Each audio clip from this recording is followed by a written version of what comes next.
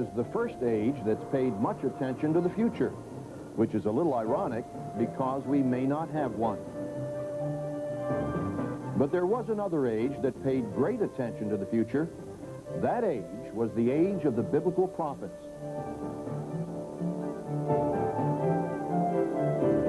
The question is, were their prophecies meant only for their future, a future that has long since passed? Or were they meant for us today? Join us next on The World Tomorrow as we answer the vital question, is prophecy for today?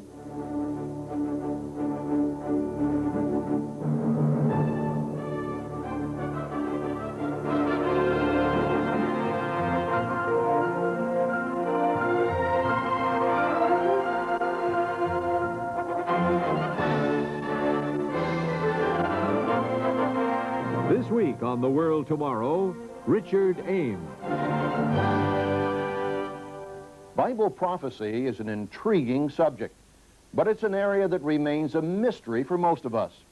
The prophetic books of the Old Testament, like Isaiah, Jeremiah, and Daniel, are as much a part of the Bible as the book of Psalms, the Gospels, and the epistles of Paul.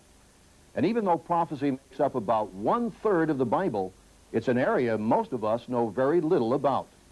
On today's program, we'll be addressing the question, does prophecy have any meaning for us in our modern 20th century? For many of us, it's hard to view these ancient writings as having any connection to our modern world. After all, the prophets spoke to people who lived long, long ago. The world has changed dramatically since then. And today, we face a totally different set of problems. Our modern civilization is threatened with many critical problems. Destruction of the environment, overpopulation, the arms race, AIDS, broken families, the growing ranks of the homeless, terrorism. We want to know if the economy will collapse. We want to know if there will be a nuclear war. We may be the most technologically advanced generation in all history, but in spite of our great progress, the future has never seemed so uncertain. Will the next century be a time of progress and fantastic opportunity, as the optimists believe? Will it be a technological wonderland where poverty and disease are conquered, where robots do all the hard work, where the earth enters a new age of peace and plenty, where man reaches out beyond the earth to colonize the universe? Or are the pessimists right? Will the 21st century be the time when we're finally faced with the consequences of the destructive way we've lived on this planet? Will all the waste, war, and wretchedness catch up with us? Will the 21st century be a new dark age? These are the concerns we all face today. What was prophesied to happen to ancient people and nations back in Old Testament times may be interesting to theologians and historians, but we need to know what's going to happen to us, to our children, and our nations. What we need is a prophet who will tell us about our future. We need a source that gives us accurate information about what's going to happen to our world. Just ask yourself, how could old prophecies written down hundreds of years ago help us in our day? These prophetic books are difficult to understand with their complicated language, curious visions, and strange dreams. The prophets thunder out warnings from God against ancient nations and empires. We can marvel at these once great civilizations in museums, but they have long since disappeared from the world scene. Consider this passage from Habakkuk. For indeed I am raising up the Chaldeans, a bitter and hasty nation which marches through the breadth of the earth to possess dwelling places that are not theirs. They are terrible and dreadful.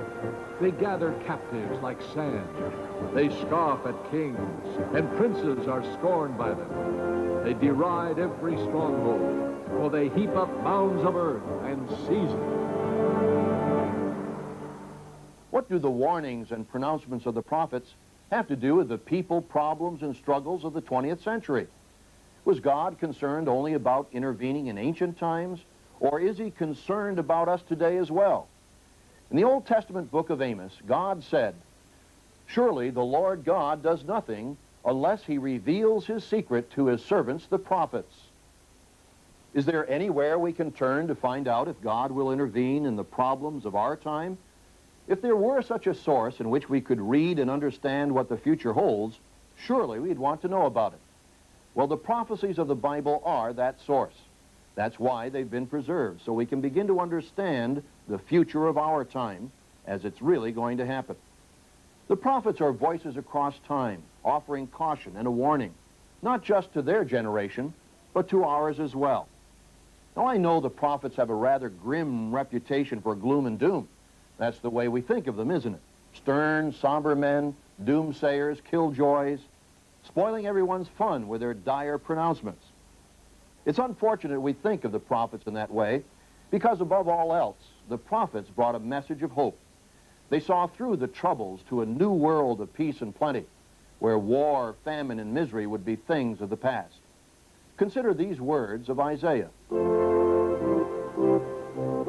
They shall beat their swords into plowshares and their spears into pruning hooks. Nation shall not lift up sword against nation, neither shall they learn war anymore. For waters shall burst forth in the wilderness and streams in the desert.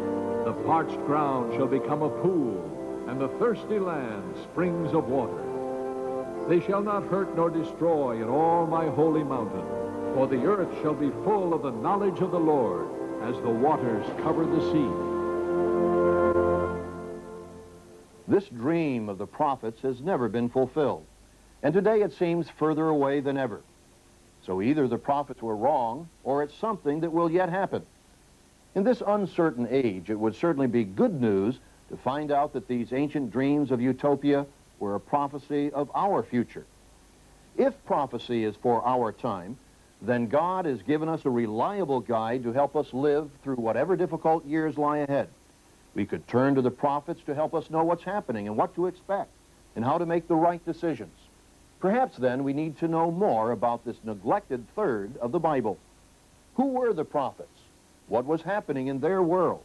And who were they writing to? Much of prophecy was written during the last days of the ancient nations of Israel and Judah, roughly 2,500 to 2,700 years ago.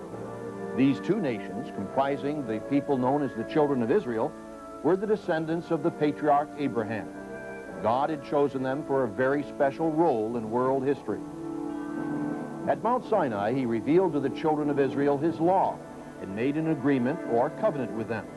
If they would obey and be an example to the nations around them, they would receive great national blessings. But if they disobeyed and rejected the terms of this agreement with God, they could expect to be left to the mercy of their enemies. God fulfilled his part of the agreement. Through Moses, he brought them into the promised land. There he would have blessed them with prosperity and peace. However, over the period of the next few hundred years, the people failed to live up to their part, and so they paid the penalty. After the death of Solomon, the children of Israel became divided into two separate nations, Israel and Judah. But the Bible shows us that before God allowed the penalty to fall on these two nations, he sent them prophets with a warning. These men cried out to their people. They urged them to turn from their disobedient ways before it was too late. Their warnings fell on deaf ears. The Old Testament tells us how the people, from the king down to the average citizen, rejected the prophets and even put some of them to death. But then, first Israel and later Judah were attacked and invaded by the warlike peoples around them. With the last words of the prophets ringing in their ears, their lands were overrun, and they were taken into exile and slavery. That, very briefly, is the story of ancient Israel and Judah as it's told in the historical and prophetical books of the Old Testament. And if that's all there is to it, we'd be correct in considering the writings of the prophets to be only of historical interest, rather like the old sagas of the Viking people or the ancient records of the Incas and Aztecs. They'd shed some light on those ancient civilizations, but we wouldn't think they had anything to do with our future in the 20th century. But what is it about Bible prophecy that makes it different? There's something about these ancient writings that set them apart from any other historical records. While many of the prophecies delivered to the ancient people of Israel and Judah were fulfilled in their day, not all of them were. The prophets saw beyond the immediate time of trial and destruction to a time of future restoration of their people. The prophets foresaw a time when both the nations, Israel and Judah, would be joined together again in their own land. But that has never happened. Notice, for example, this verse from the prophet Hosea.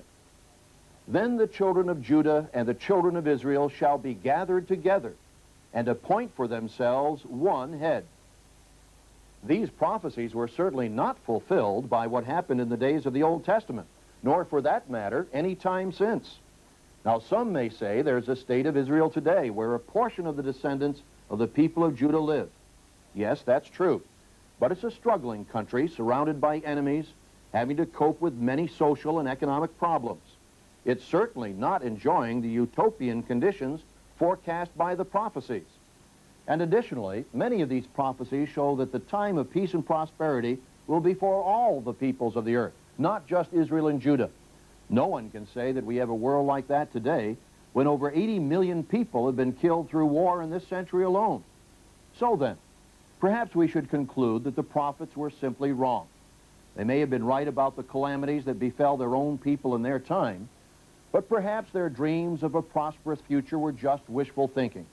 It wouldn't be the first time that well-meaning prophets have foreseen a glorious future only to be disappointed in its realization. But remember, many of the events prophesied to happen after the fall of Judah and Israel have come to pass. Not just a few isolated events, but major occurrences, like the rise and fall of great empires, predicted with astonishing accuracy and precision. Yes, the nations of ancient Judah and Israel were taken into captivity as the prophets had warned, but that wasn't the end of the prophecy. 3 prophecies in particular provide a bridge that links the events of the Old Testament with our day. The first span of that bridge began to be built in the 6th century B.C., when a young man named Daniel began to seek understanding concerning the future of his people. Daniel had been taken prisoner when Judah fell to the armies of Nebuchadnezzar and was taken to Babylon. Even though he was a prisoner in a strange land, he didn't forget his loyalty and commitment to God. And even in captivity, he continually prayed for guidance and understanding. In particular, he wanted to know when the Messiah would come to deliver his people. So in the course of Daniel's long life, God showed him many important details about the future. For example, in the 7th chapter of this book, Daniel describes 4 strange beasts that he has seen in a vision. First, he sees a winged lion, then a great bear, and next a flying 4-headed leopard. Finally, he sees a beast unlike any other with iron teeth and 10 horns.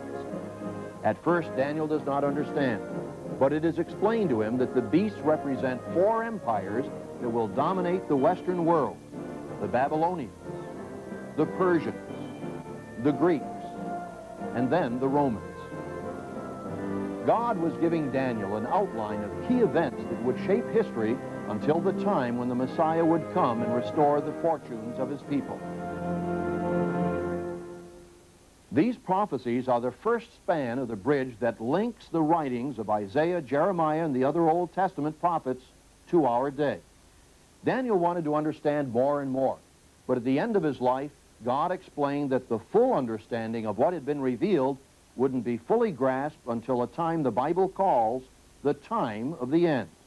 In Daniel 12, verse 4, we read, "But you, Daniel, shut up the words and seal the book until the time of the end."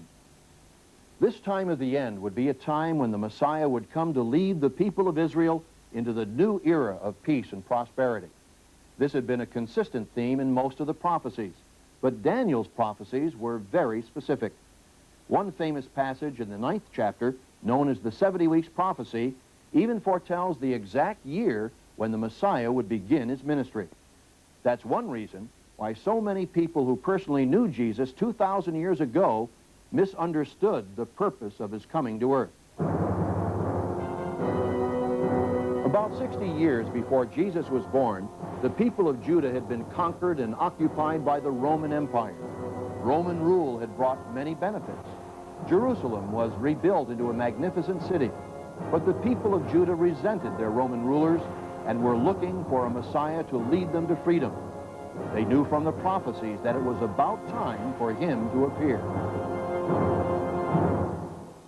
Through the circumstances of his birth, Jesus had come to the right place at the right time. He was a descendant of the royal house of David. He had miraculous powers, and he said he'd come to establish a kingdom. He seemed in every way to be the one to lead his people against the Romans. What people back then didn't understand was that the Messiah's mission to earth would be fulfilled in 2 stages. Before he could come to lead the world into a new era of peace, he'd have to come to suffer and die as a sacrifice for the sins of mankind. This was an aspect of prophecy that even Jesus' closest friends and disciples found hard to grasp. They thought they were living in the end time. They expected him to lead a popular revolt against the Roman government, and they were impatient to get started. Matthew 24, beginning in verse 3, tells us one such conversation. Now as he sat on the Mount of Olives, the disciples came to him privately, saying, "Tell us, when will these things be? And what will be the sign of your coming and of the end of the age?" Jesus explained to them that it wouldn't happen right away. Many things would take place first before the end of this age.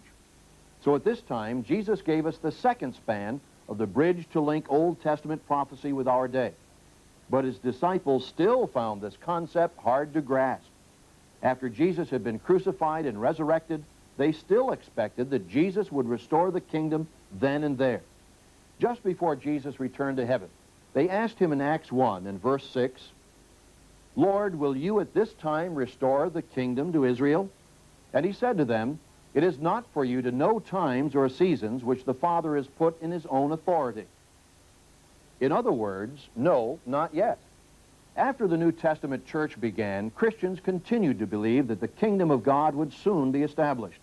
It's clear from the writings of the apostles that the early Christians expected Jesus to return in their lifetime. And so about 60 years after his crucifixion, Jesus Christ gave us the final span of the bridge to link the Old Testament prophecies with our time. It's the last book of the Bible, the much misunderstood book of Revelation or Apocalypse. This book is the record of a series of visions that Jesus Christ revealed to the last survivor of the original 12 apostles, the Apostle John. He saw in vision the time of the end of the age and the sequence of events that would lead up to the second coming of Jesus Christ, the Messiah. He tells of a terrifying time when 2 great superpowers battle for control of the earth's resources. The sun is darkened, and the atmosphere is filled with smoke, and great earthquakes rock the continents. It was like nothing this man of the 1st century A.D. had ever seen. He described it to the best of his ability in the language of his day. Today we might recognize what John saw was a world locked in combat with the full fury of modern warfare. And the shape of the locusts was like horses prepared for battle. And on their heads were crowns of something like gold, and their faces were like the faces of men. They had hair like women's hair, and their teeth were like lions' teeth. And they had breastplates like breastplates of iron. And the sound of their wings was like the sound of chariots with many horses running into battle. They had tails like scorpions, and there were stings in their tails. And their power was to hurt men 5 months. The book of Revelation is the final span of the bridge that links the prophecies of the Old Testament with modern times. It's the capstone that allows us to get the rest of prophecy in perspective. We need to realize that through prophecy, God has given us a remarkable picture of the future. He told Daniel that certain world-shaking events would happen at the time of the end, in the days just before the Messiah returned to establish his rule on earth.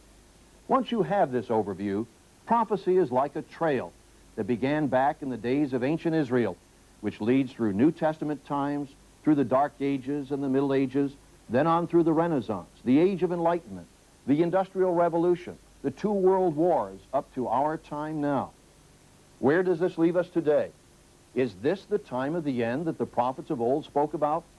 We live in a time when mankind is approaching a crossroads. In an age of unprecedented progress, We also face unprecedented peril. Humanity's in danger of totally destroying itself from off the face of the earth. Jesus warned us that we would reach a crisis point. In Matthew 24, verse 21, he said, "For then there will be great tribulation, such as has not been since the beginning of the world until this time, no, nor ever shall be." And in the next verse he said, "And unless those days were shortened, no flesh would be saved. But for the elect's sake, those days will be shortened." The book of Revelation explains what those days would be like in greater detail. God tells us this not to frighten us, but to give us the chance to escape the calamities ahead. God doesn't wish to inflict pain and suffering on anyone. That's the reason he sent prophets to ancient Israel, to plead with the people to change their ways before it was too late. He'd rather we too learned the lesson voluntarily and turned to him. That's why God has revealed the future to us through prophecy. We're getting close to the time when God will intervene and shake this world to its senses. But as he said through the prophet Amos, "Surely the Lord God does nothing unless he reveals his secret to his servants, the prophets." So through the prophets, he has told us what to expect. That's why you need to understand prophecy. And it's not as difficult as you might think at first. That's why we want to offer you today's free literature, Introduction to Prophecy. Information on how to receive this informative booklet and the Plain Truth magazine will be given immediately following the conclusion of today's program. Next week on The World Tomorrow, David Hume will be discussing a topic which many of us are wondering about, Spiritism. Today, more and more people are becoming fascinated by the occult. Psychic readings are all the rage. Astrology is commonplace, and the New Age movement is mushrooming. But in addition to these seemingly harmless manifestations, why is it we're seeing increasingly in the news the dark side of the spirit world? Many of the most grisly murder stories, it seems, appear to be connected with Satanism. What or who is behind it all? Don't miss next week's program, Under Satan's Spell. We hope you'll join us next week at the same time. Thanks for being with us today. I'm Richard Ames for The World Tomorrow. The preceding program and all literature were produced and sponsored by the Worldwide Church of God.